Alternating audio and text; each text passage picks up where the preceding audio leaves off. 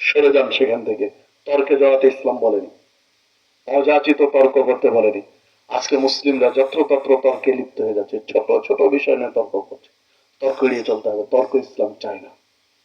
কারণ এসব ঝগড়াঝাটি তর্ক থেকেই নানান ধরনের ফিতনা তৈরি হয়, নানান ধরনের সমস্যা তৈরি হয়। এই জন্য ইসলাম তর্ক থেকে বাঁচতে বলেছে। দুই, যে ব্যক্তি উপহাসের ছলে ঠাট্টা করে, ঠাট্টার স্বরেও মিথ্যা বলে না, মানে অরিজিনাল বা মিথ্যা তো বলে না, ঠাট্টা করেও মিথ্যা বলে না। ঠাট্টা তো বোঝেন, উপহাস করেও মিথ্যা বলে না। আল্লাহ রাসূল সাল্লাল্লাহু আলাইহি ওয়াসাল্লাম বলছেন, এই ব্যক্তির জন্য আমি জান্নাতের মাঝখানে একটা ঘর নিয়ে দেবো আল্লাহর কাছ থেকে। একদম জান্নাতের মাঝখানে ওকে ঘর দেবো, কেননা সে মিথ্যা বলেনি। ভালো মানে